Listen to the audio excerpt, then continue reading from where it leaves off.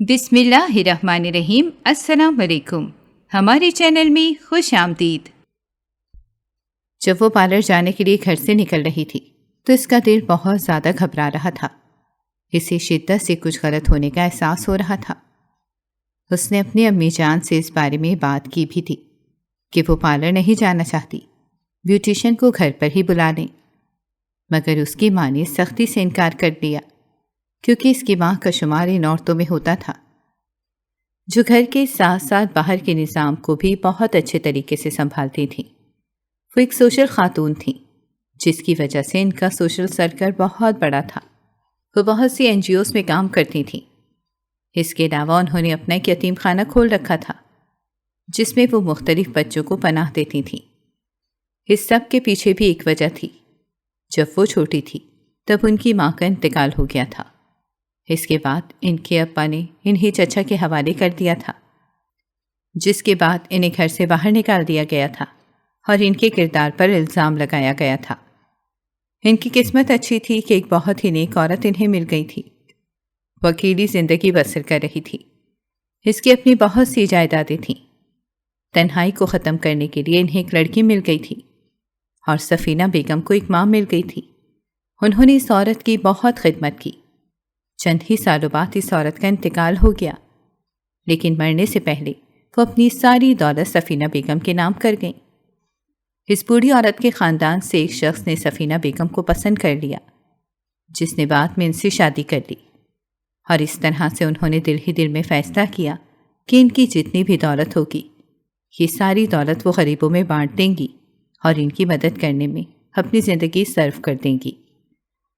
وہ گیلری میں کھڑی اپنی ماں سے بحث کر رہی تھی اور انہیں کہہ رہی تھی کہ میں نے باہر نہیں جانا، میری طبیعت بہت خراب ہے۔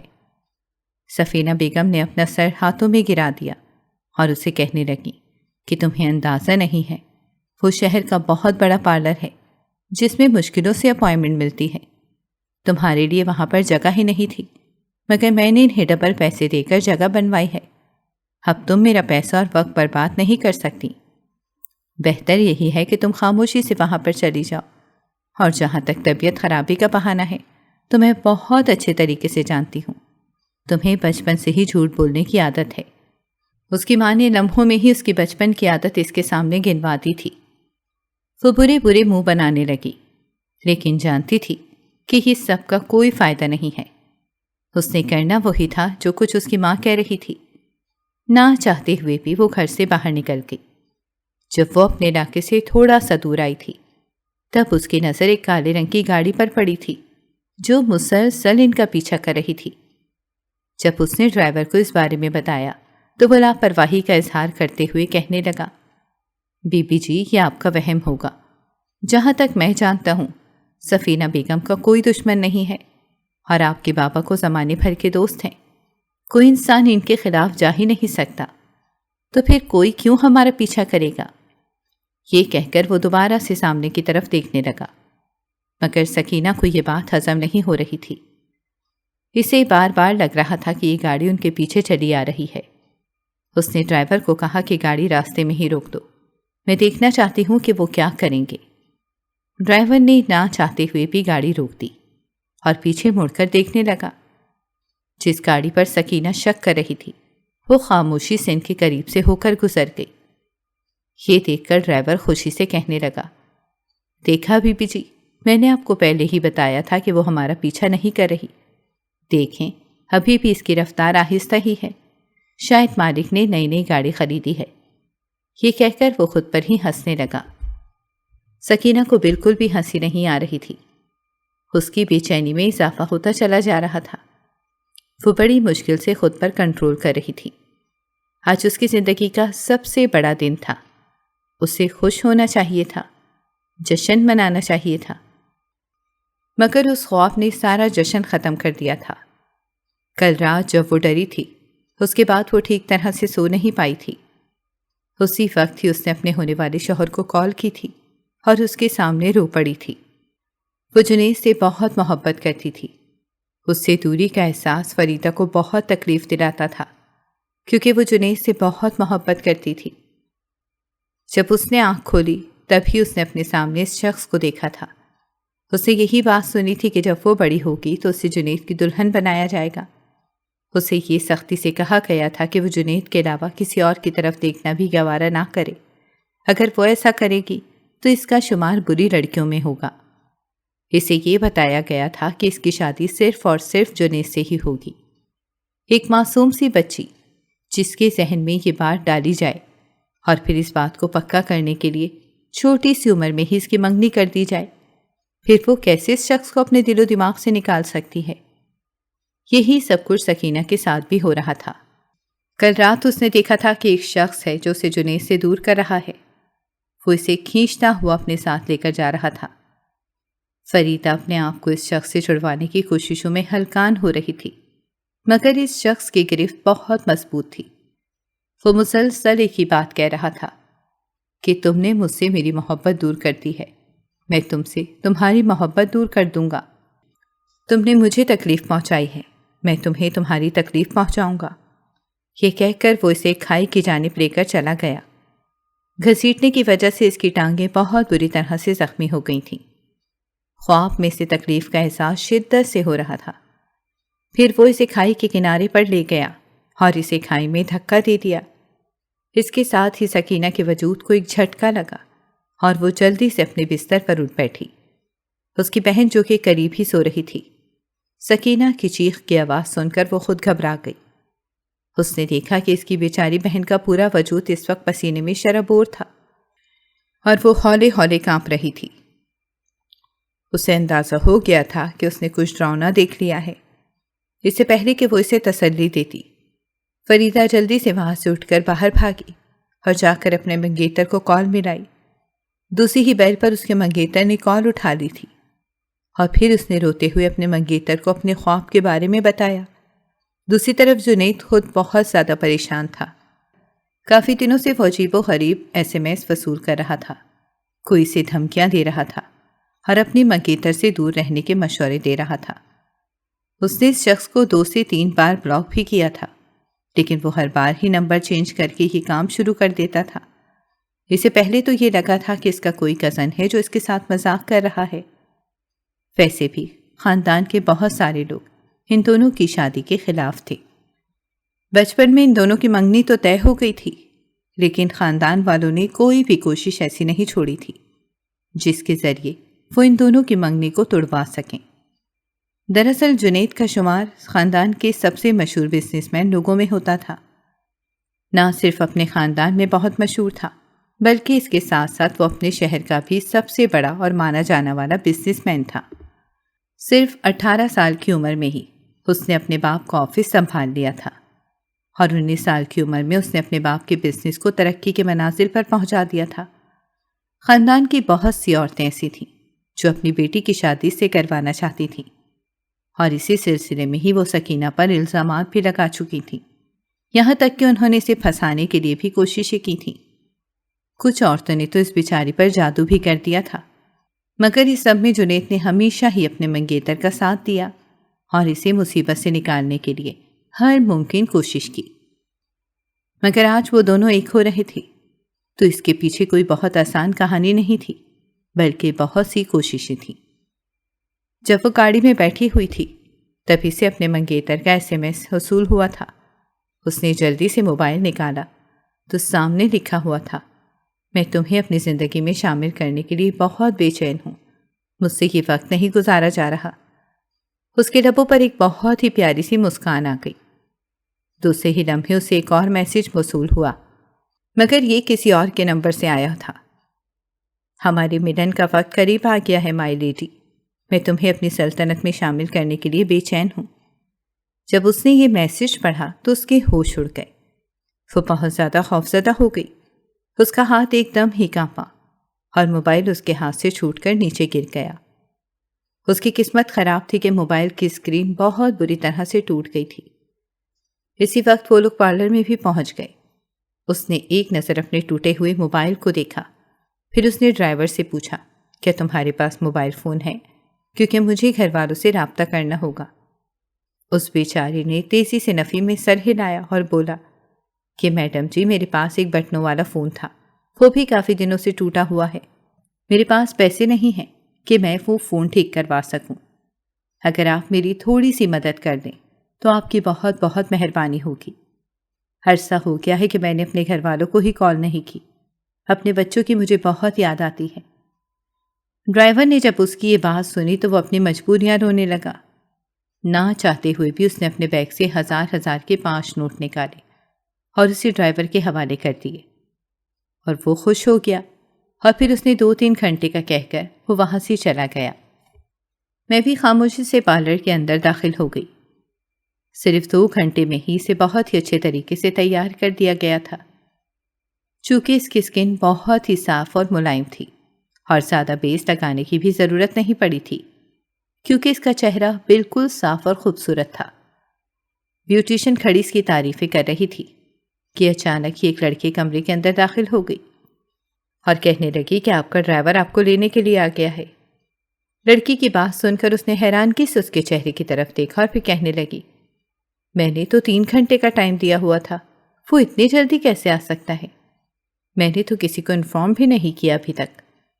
اس نے بیوٹیشن سے کہا، کیا مجھے آپ کا موبائل فون مل سکتا ہے؟ کیونکہ میں اپنے گھر والوں سے رابطہ کرنا چاہتی ہوں۔ اس نے جلدی سے اسے موبائل لیا اور اپنی بہن کو کال کر دی۔ دوسری طرف امرینا نے اسے پہلے بتایا کہ اس نے ڈرائیور کو گھر سے بھیج دیا ہے اور یقیناً وہ اب تک پہنچ چکا ہوگا۔ یہ سن کر وہ جلدی سے وہاں سے باہر نکلی۔ سامنے ہی کالے رنگ کی گاڑی کھڑی تھی۔ وہ اس وقت اتنی جلد بازی میں تھی کہ اس نے یہ بھی نہیں دیکھا کہ یہ گاڑی اس کی اپنی نہیں ہے۔ بلا شبہ گاڑی کا رنگ ایک ہی تھا، لیکن ماڈل مختلف تھا۔ وہ جلدی سے اندر جا کر بیٹھ گئی۔ سامنے ایک اجنبی عورت بیٹھی ہوئی تھی جو بہت ہی عجیب و غریب نظروں سے سکینہ کے چہرے کی طرف دیکھ رہی تھی۔ جلد ہی سے اپنی غلطی کا احساس ہوا، اس سے پہلے کہ وہ چیختی چلاتی یا پھر کسی کو اپنی مدد کے لیے پکارتی۔ اس عورت نے بے ہوشگی والا رومال اس کی ناک کے اوپر رکھ لیا۔ تھوڑی ہی دیر کے بعد وہ ہوش و حواس سے مکمل طور پر بیگانہ ہو گئی۔ ابھی پھر تھوڑی ہی دیر کے بعد وہ گاڑی بھی وہاں سے چلی گئی۔ اس کے جانے کے بعد سکینہ کا ڈرائیور بھی وہاں پر آیا۔ جب اس نے اندر جا کر پتہ کیا تو بیوٹیشن نے اسے بتایا کہ وہ تو تھوڑی دیر پہلے جا چکی ہیں۔ ڈرائیور کو اندازہ ہو گیا تھا کہ کچھ بہت ہی غلط ہو چکا ہے۔ اس نے جلدی سے اپنے مالک کو کال ملائی۔ یہ خبر ہر طرف جنگل کی آگ کی طرح پھیل گئی کہ سکینہ بیوٹی پارلر سے کہیں پر چلی گئی ہے۔ کچھ لوگ کہہ رہے تھے کہ وہ بھاگ گئی ہے اور کچھ لوگ کہہ رہے تھے کہ اسے کسی نے اغوا کر لیا ہے۔ سفینہ بیگم کا پریشانی کے مارے بہت برا حال تھا۔ وہ اچھی طرح سے جانتی تھی کہ اس سب کے پیچھے کس کا ہاتھ ہے، مگر وہ اس بارے میں کسی کو بھی نہیں بتا سکتی تھی۔ وہ اس انسان سے بہت زیادہ خوفزدہ ہوتی تھی۔ اس انسان نے چند عرصہ پہلے ہی انہیں دھمکیاں دی تھیں اور انہیں کہا تھا کہ وہ ان کی بیٹی کو اغوا کر لے گا، مگر انہوں نے اس انسان کی بات نہیں سنی اور یہی سوچا کہ وہ ہوا میں تیر پھینک رہا ہے، وہ ایسا نہیں کر سکتا۔ انہوں نے اپنی بیٹی کو احتیاط کرنے کے لیے کہا تھا اور اس کے علاوہ اس کے گرد سیکیورٹی بھی سخت کر دی تھی۔ سکینہ کو اس بات کا اندازہ تو نہیں ہوتا تھا، مگر وہ جب بھی کہیں پر جاتی تھی تو اس کے ساتھ ہمیشہ ہی 2 گارڈز موجود ہوتے تھے جو اس پر نظر رکھتے تھے۔ آج اس کی بدقسمتی کہ گارڈز اس کے ساتھ نہیں گئے، کیونکہ انہیں پہلے ہی اس شخص نے غائب کر دیا تھا۔ زوار اس وقت بے چینی سے اپنے کمرے میں چکر کاٹ رہے تھے۔ سامنے ہی سفینہ بیگم بیٹھی ہوئی تھی، جنہوں نے اپنا سر دونوں ہاتھوں میں گرایا ہوا تھا۔ آج ان کی پورے جگ کے سامنے عزت افزائی ہوئی تھی۔ سوسائٹی میں ان کی ذرا بھی عزت نہیں بچی تھی۔ تھوڑی ہی دیر کے بعد زوار صاحب اپنی بیوی پر چلانے لگے اور اسے کہنے لگے، نہ جانے کیوں مجھے لگ رہا ہے کہ یہ سب کچھ تمہاری ہی وجہ سے ہوا ہے۔ مجھے کافی عرصے سے SHO سے خبریں مل رہی ہیں کہ تم کسی غیر قانونی کام میں ملوث ہو۔ شوہر کی بات سن کر وہ اپنی آنکھوں میں آنسو لے آئیں اور کانوں کو ہاتھ لگاتے ہوئے کہنے لگیں، یہ آپ کس طرح کی باتیں کر رہے ہیں؟ آپ نے میرے ساتھ زندگی کے 13 سال گزارے ہیں۔ کیا آپ کو ایسا لگتا ہے کہ میں کسی غیر قانونی سرگرمیوں میں ملوث ہوں گی؟ ایسا ہرگز بھی نہیں ہے۔ میں نے ہمیشہ ہی غریبوں کا بھلا سوچا ہے۔ جب میں غریب انسان کا بھلا سوچ سکتی ہوں تو میں کیسے اپنے ملک کے خلاف جا سکتی ہوں؟ زوار صاحب بھی نرم پڑ گئے اور پھر اپنی بیوی کو کہنے لگے، تم خود ہی بتاؤ کہ یہ سب کچھ کس نے کیا ہوگا؟ کیونکہ جہاں تک میری بیٹی کو جانتا ہوں وہ ہمیں دھوکہ نہیں دے سکتی، اور وہ کبھی بھی جنید کو دی اور اس وقت سے بد کرتی تھی۔ میں نے اس کی آنکھوں میں اس شخص کے لیے عشق کے شعلے دیکھے تھے۔ اس سب کے باوجود وہ کیسے اتنا بڑا قدم اٹھا سکتی ہیں؟ سفینہ بیگم اپنے ہاتھ بے چینی سے مسلنے لگیں اور اپنے شوہر کو کہنے لگیں کہ آپ فکر مت کریں، بہت جلد ہی میں اس بارے میں پتہ لگا لوں گی۔ سب سے پہلے ہمیں یہ جاننا ہے کہ وہ اس وقت محفوظ بھی ہے یا نہیں۔ یہ کہہ کر انہوں نے اپنا سر صوفے کے ساتھ لگا لیا اور تکلیف سے اپنی آنکھیں بند کر لیں۔ ہر زندگی میں پہلی بار انہیں اس گھر میں اپنی بیٹی کی کمی کا احساس ہو رہا تھا، ورنہ پہلے تو ایسا ہوتا تھا کہ ان کے پاس تو اپنی بیٹی سے بات کرنے کے لیے بھی 1 منٹ کا وقت نہیں ہوتا تھا۔ ان کی بیٹی کی موجودگی اور غیر موجودگی ان کے لیے ایک جیسی ہوتی تھی، مگر آج انہیں یہ گھر بہت سونا سونا لگ رہا تھا۔ دوسری طرف جب اس نے آنکھ کھولی تو اس نے اپنے آپ کو ایک محل نما کمرے میں پایا۔ وہ بہت ہی بڑا اور خوبصورت کمرہ تھا جس کو بہت ہی انوکھے انداز میں سجایا گیا تھا۔ یوں لگ رہا تھا جیسے یہ کمرہ کسی شہزادے کا ہو۔ چند لمحے تو وہ ستائش بھری نظروں سے اس کمرے کو ہی دیکھتی رہی۔ اس کی خوبصورتی ہمیشہ سے ہی متاثر کرتی تھی۔ تھوڑی دیر کے بعد جب اس کا دماغ کچھ سوچنے سمجھنے کے قابل ہوا اور اسے یہ اندازہ ہوا کہ وہ اس وقت کسی مانوس جگہ پر نہیں بلکہ ایک اجنبی جگہ پر موجود ہے، تو اس کے وجود کو ایک جھٹکا لگا۔ وہ جلدی سے اپنے بستر پر اٹھ بیٹھی اور دروازے کی طرف بھاگی۔ دروازہ بھی بہت بڑا تھا اور موٹی لکڑی سے بنایا گیا تھا۔ اس نے زور سے دروازے پر ہاتھ مارا تو اس کا اپنا ہاتھ دکھنے لگا۔ تکلیف سے اس کی آنکھوں میں آنسو آ گئے۔ اب کی بار وہ اونچا اونچا چلانے لگی اور مدد کے لیے پکارنے لگی۔ تھوڑی ہی دیر کے بعد کمرے کا دروازہ کھلا اور ایک اجنبی عورت کمرے کے اندر داخل ہوئی۔ اس عورت کو وہ بہت اچھے طریقے سے جانتی تھی۔ دراصل یہ وہی عورت تھی جس نے اسے کڈنیپ کیا تھا۔ وہ تیزی سے اس کے پاس گئی اور اس کا بازو پکڑتے ہوئے کہنے لگی، تم کون ہو اور مجھے یہاں پر کیوں لائی ہو؟ تمہیں پتہ نہیں ہے کہ آج شام شادی کا دن ہے؟ مجھے چھوڑ دو، مجھے واپس جانا ہے۔ اس کی بات سن کر اس عورت کے ماتھے پر بل پڑ گئے۔ وہ تیزی سے آگے بڑھی، اسے سکینہ کے منہ کو زور سے پکڑا اور دبوچتے ہوئے کہا، تم نے کیسے سوچ لیا کہ میرے مالک کی زندگی برباد کر کے تم تو خود ایک خوشگوار زندگی گزارو گی؟ میں ایسا کبھی بھی نہیں ہونے دوں گی۔ جس آگ میں تم نے میرے مالک کو جلایا ہے تم خود بھی اسی آگ میں ہی جلتی رہو گی۔ تمہیں لمحے کے لیے بھی سکون نہیں ملے گا، نہ ہی تم پر کسی قسم کا رحم کیا جائے گا۔ تم نے جتنی تکلیف انہیں پہنچائی ہے اسے دگنی تکلیف میں تمہیں دوں گی۔ اس عورت کی باتیں سن کر وہ بہت زیادہ خوفزدہ ہو گئی اور بے یقینی سے اس کے چہرے کی طرف دیکھتے ہوئے کہنے لگی کہ تم کس طرح کی باتیں کر رہی ہو؟ میں نے کچھ بھی نہیں کیا۔ اب کی بار وہ عورت عجیب سے انداز میں ہنسی اور بولی کہ یہ نہ بولو کہ تم نے کچھ بھی نہیں کیا ہے۔ خیر میں یہاں پر تم سے بحث کرنے کے لیے نہیں آئی، جلدی سے نکاح کی تیاری کرو، تھوڑی ہی دیر کے بعد تمہارا نکاح ہونے جا رہا ہے۔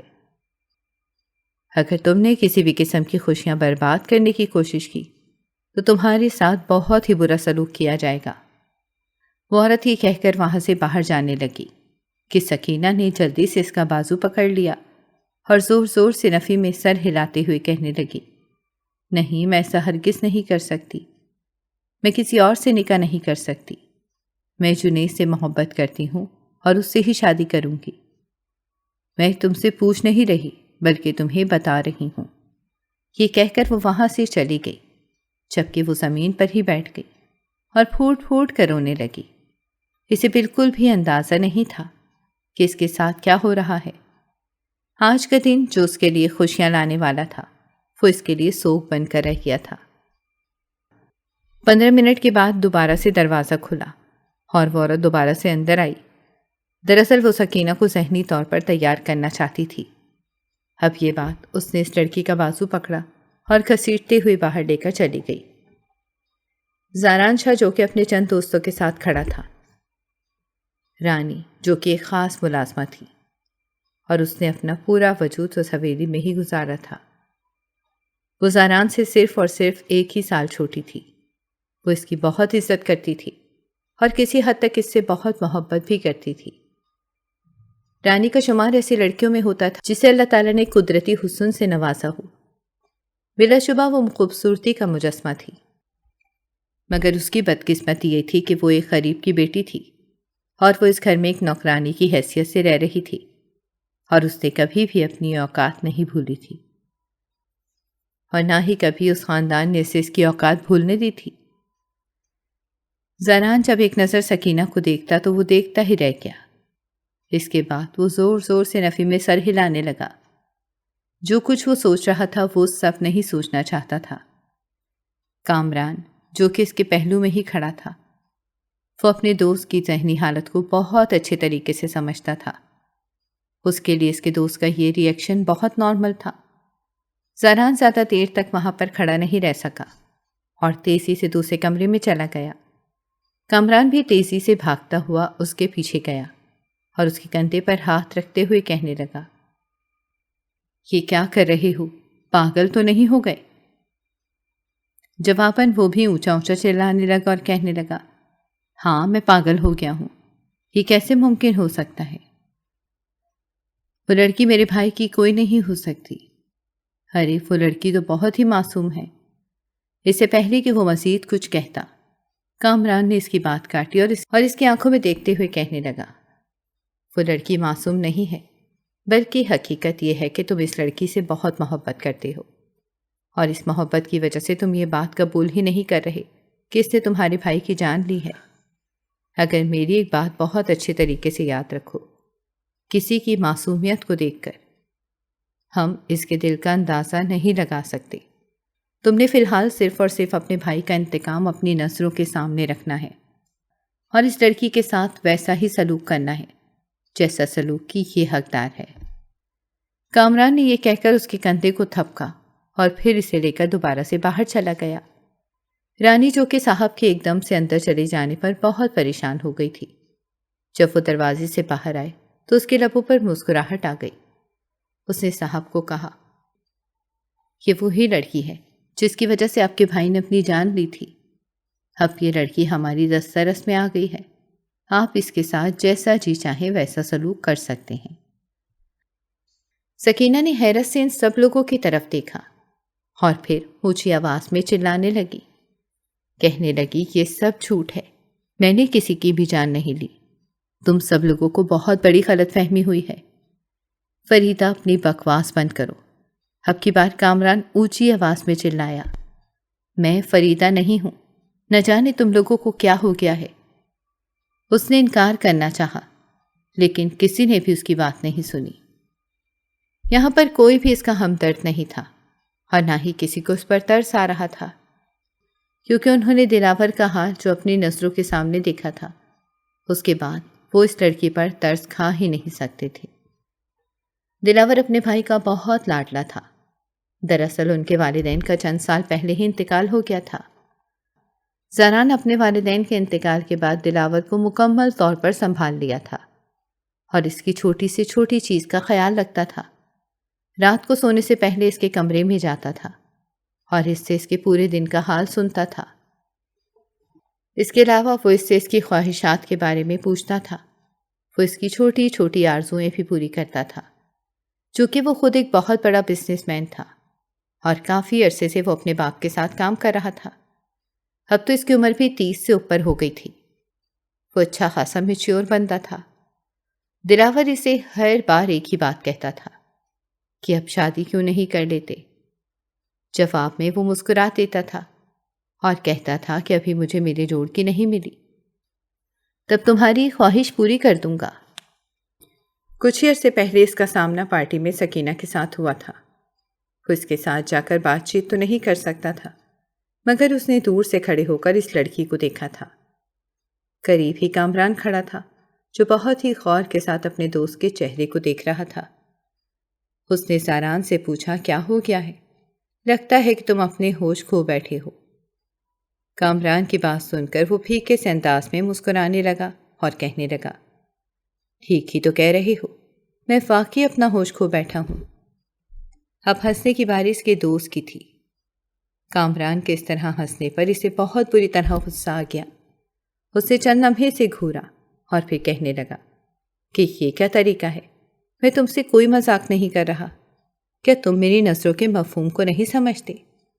اس کے دوست نے اپنی ہنسی کو بریک لگائی اور کہا، میں اس پیغام کو بہت اچھے طریقے سے سمجھتا ہوں، لیکن یہ سب کرنے سے پہلے تمہارے لیے یہ جاننا بھی ضروری ہے کہ جس لڑکی کے اوپر تم اس وقت نظر جمع کر بیٹھے ہوئے ہو وہ لڑکی کسی اور کی نہیں بلکہ سفینہ کی بیٹی ہے، اور اس کے ساتھ ساتھ اس کی منگنی بھی ہو چکی ہے۔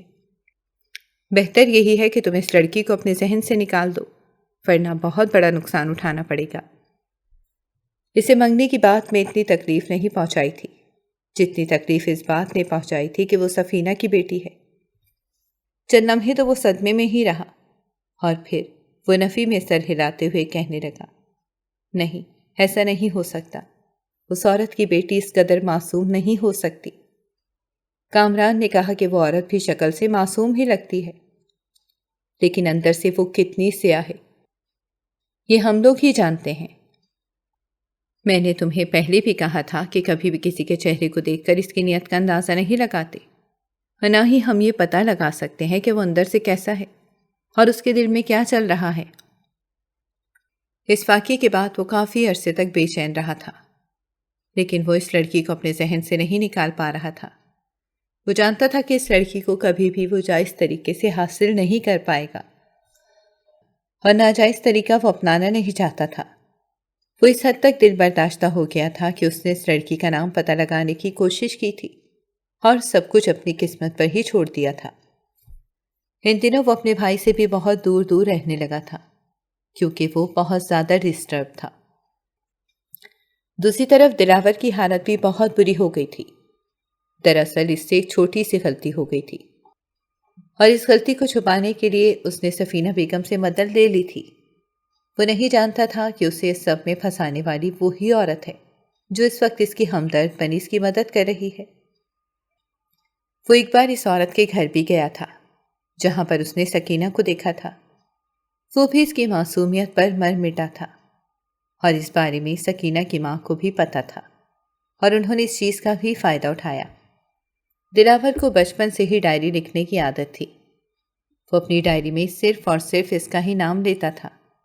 نہ صرف اس نے اس کے گھر کا ایڈریس لکھا ہوا تھا بلکہ اس کے ساتھ ساتھ اس نے وہ مقامات بھی لکھے ہوئے تھے جہاں پر وہ اسے مل چکا تھا اور جہاں پر اس نے اسے دیکھا ہوا تھا۔ مرنے سے چند دن پہلے اس نے یہ ڈائری اپنی الماری میں رکھ دی تھی، اور جس دن اس نے اپنی جان لی تھی اس دن یہ ڈائری اس کے تکیے کے نیچے پڑی ہوئی تھی۔ سب سے پہلے اس کے کمرے میں کامران گیا تھا۔ اس نے یہ ڈائری اٹھا لی تھی۔ اس میں اس کا اپنا فائدہ تھا۔ اس نے بس ایک چال چلی اور یہ سب کچھ اپنے دوست سے چھپایا۔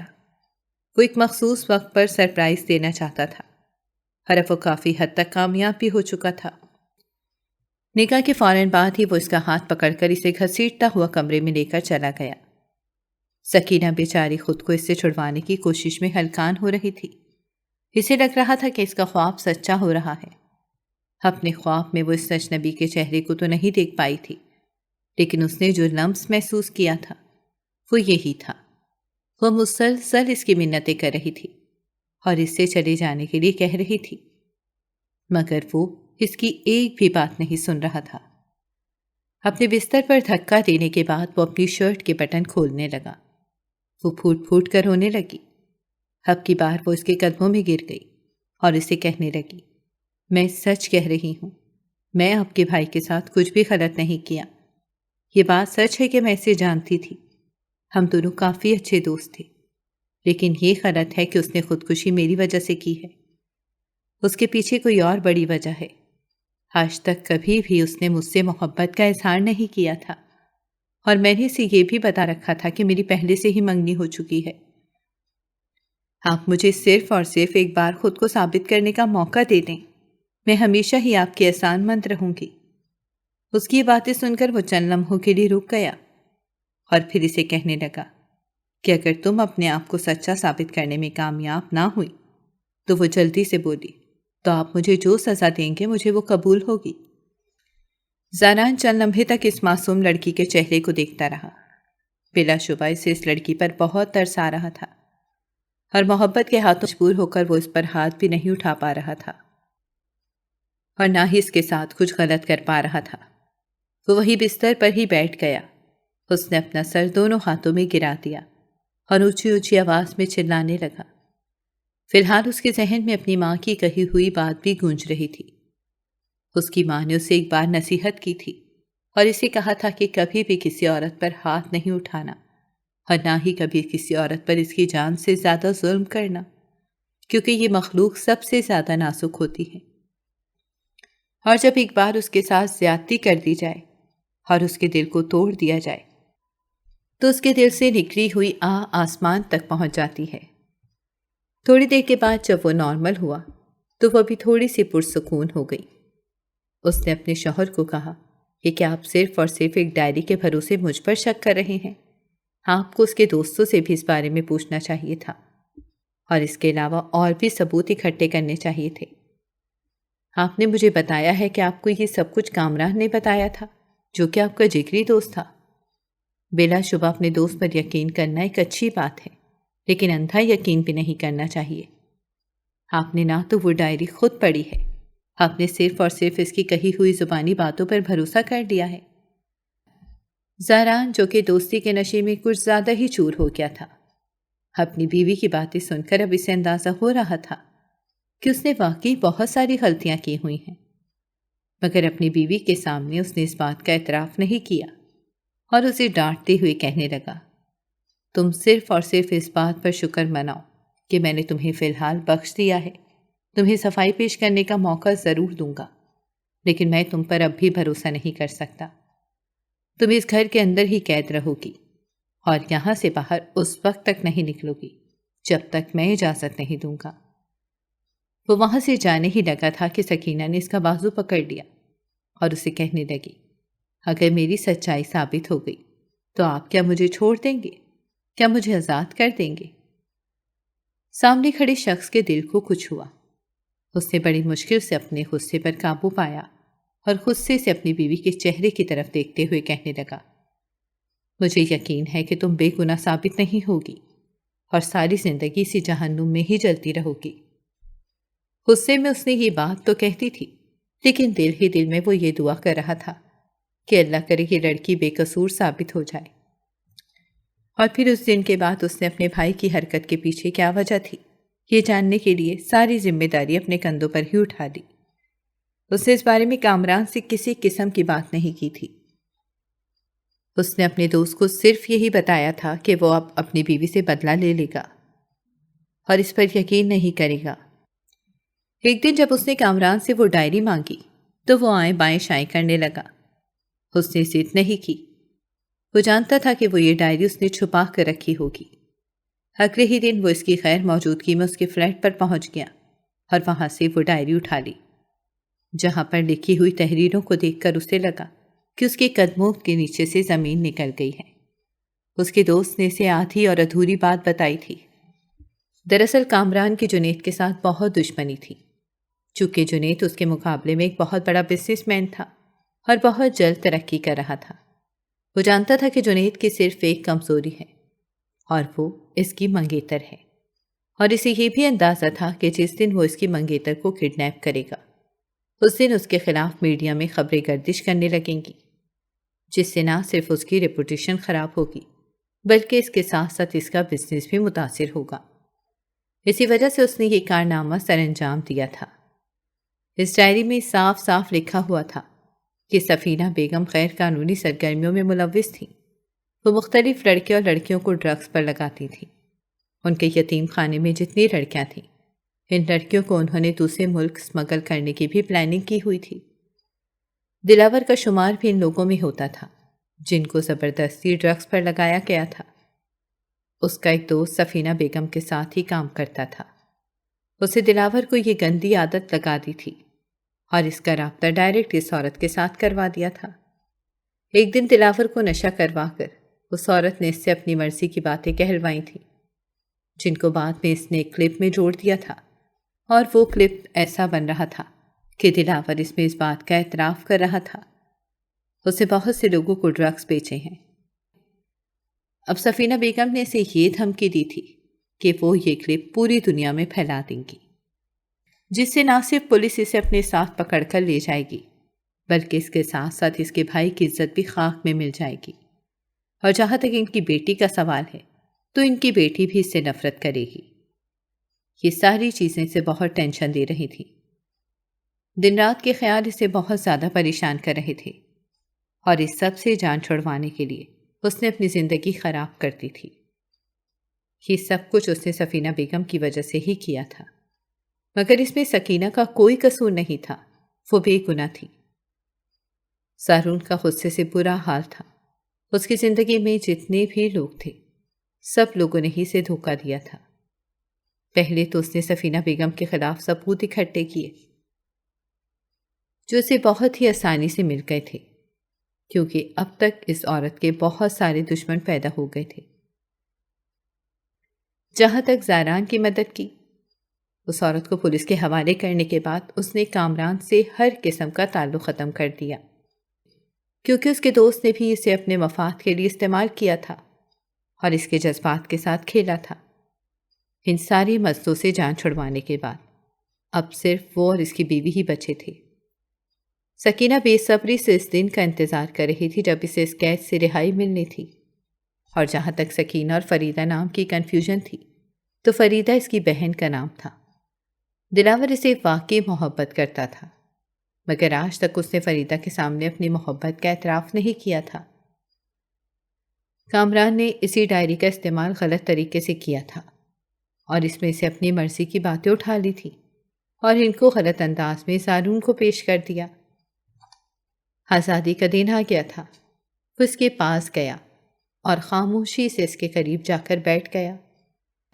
سکینہ بے چینی سے اس کے بولنے کا انتظار کرنے لگی۔ وہ 3 لفظ جسے عورت سننے سے ڈرتی ہے، آج وہ خوشی سے ان الفاظ کی تکرار سننا چاہتی تھی۔ زاران نے اسے کہا کہ میں تمہیں ابھی آزاد نہیں کروں گا، تمہیں تھوڑے دن بعد ہی ڈائیورس کے کاغذات مل جائیں گے۔ یہ کہہ کر وہ خاموشی سے وہاں سے چلا گیا۔ سکینہ بھی واپس گھر چلی آئی۔ سب سے پہلے جا کر اس نے جنید سے ملاقات کی اور اسے لگ رہا تھا کہ وہ اسے دیکھ کر بہت خوش ہوگا، لیکن ایسا کچھ بھی نہیں تھا۔ جنید نے اسے صاف صاف کہہ دیا تھا کہ وہ کسی بھی ایسی لڑکی سے شادی نہیں کر سکتا جو کہ استعمال شدہ ہو۔ اس نے جب اسے کہا کہ ایسا کچھ بھی نہیں ہے، میرا اپنے شوہر کے ساتھ کسی بھی قسم کا تعلق نہیں تھا، تو وہ اسے عجیب و غریب باتیں کرنے لگا، جس سے اسے بہت تکلیف پہنچی تھی، اور وہ انسان بھی اس کے دل سے اتر گیا تھا۔ یہ سچ کہا ہے کسی نے کہ آپ کو کسی شخص سے کتنی شدید محبت کیوں نہ ہو، لیکن اس کا ایک چھوٹا سا کام اسے آپ کے دل سے اتارنے میں کارآمد ثابت ہو سکتا ہے۔ جنید کے معاملے میں بھی ایسا ہی ہوا تھا۔ تھوڑے ہی عرصے بعد زاران دوبارہ سے اس کے پاس گیا اور اس کے قدموں میں گر کر رونے لگا اور اسے کہنے لگا کہ میرے پاس کچھ بھی نہیں بچا اور میں تمہیں نہیں کھونا چاہتا، مجھے اپنی زندگی کا حصہ بنا لو۔ سکینہ یہ بات سمجھتی تھی کہ یہ شخص اس سے بہت محبت کرتا ہے اور یہ اس کی بہت عزت بھی کرتا ہے۔ یہی تو وجہ تھی کہ اس کے ہاتھ میں سب کچھ تھا، مگر اس کے باوجود بھی اس نے اس معصوم لڑکی پر ظلم نہیں کیا بلکہ عزت کی۔ اگر وہ چاہتا تو اس سے اپنا مطلب نکلوا سکتا تھا، لیکن اس نے ہمیشہ ہی سکینہ کی بات کو اہمیت دی اور اس انسان کو کھونا نہیں چاہتی تھی۔ اس وجہ سے اس نے اسے اپنانے کا فیصلہ کر لیا اور مسکراتے ہوئے اس کا پھیلا ہوا ہاتھ پکڑ لیا۔